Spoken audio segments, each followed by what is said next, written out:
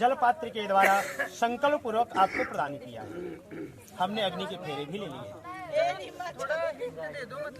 पिता ने अपना फर्ज अदा कर दिया।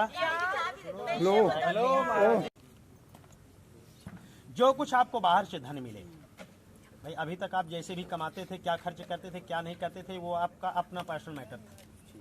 परंतु अब आप कितना कमाते हैं, कितना खर्च करते हैं, ये आपको लेखा जोखा देना होगा।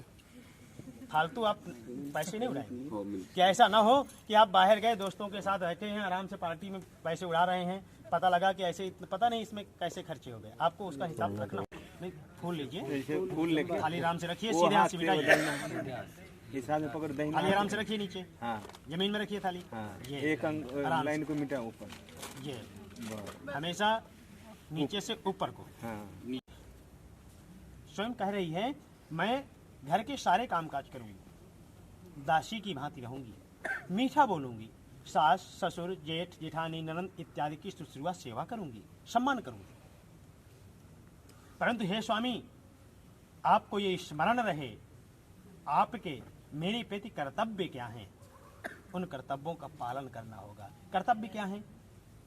मान लीजिए आपकी माँ है, माँ ने कह दिया कि तुम्हारी बीवी ने ऐसा ऐसा बोला है। हो सकता है माँ ने झूठ बोल दिया हो, या हो सकता है आपकी पत्नी है, आपकी पत्नी ने कह दिया कि माँ मुझे ऐसा ऐसा कह रही थी। हो सकता है पत्नी ने गलत कहा हो। तो आप किसी एक के उतने कह देने मात्र से कोई निर्णय नहीं लेंगे, क्योंकि एक तरफ माँ है तो एक तरफ पत्नी है।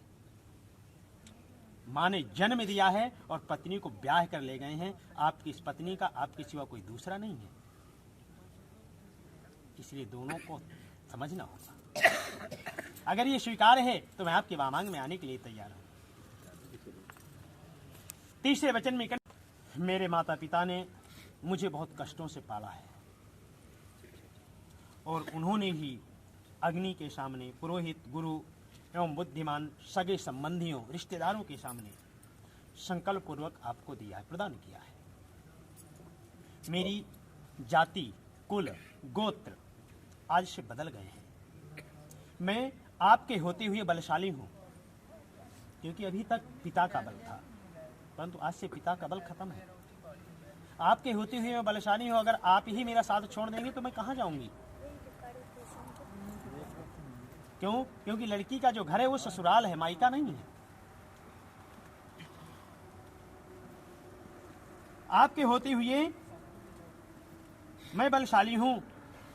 हे स्वामी, आपको मेरा पालन करना होगा। अगर ये स्वीकार है तो मैं आपके वामांग में आने के लिए तैयार हूं। चौथे वचन में कन्या कहती है, सुख दुखानि सर्वाणि भुंजाना त्वचा सह। चौथे वचन में कन्या कहती है कि मैं आपके साथ सुख दुख सहन करूंगी। अगर सुख है तो सुख के साथ रहूंगी, अगर दुख है तो उसी हिसाब से मैं ढल जाऊंगी। आपके क्रोध में आने पर मैं मधुर वचन बोलूंगी, मीठा बोलूंगी। आपके सुख के लिए, आपके सौभाग्य के लिए, आपके सुख समृद्धि के लिए माँ भगवती गौरी की आराधना करूंगी। परंतु हे स्वामी, आपको मेरा पालन करना होगा। अगर ये स्वीकार है तो मैं आपके वामांग में आने के लिए तैयार हूं। पांचवें में आदौ धर्मधरा कुटुंब सुखिनः पित्या प्रियाभाषिणी क्रोधा लस्या विव्रजिता सुकरी नित्यम वचः कारिणी। बहुत सुंदर वचन कहे।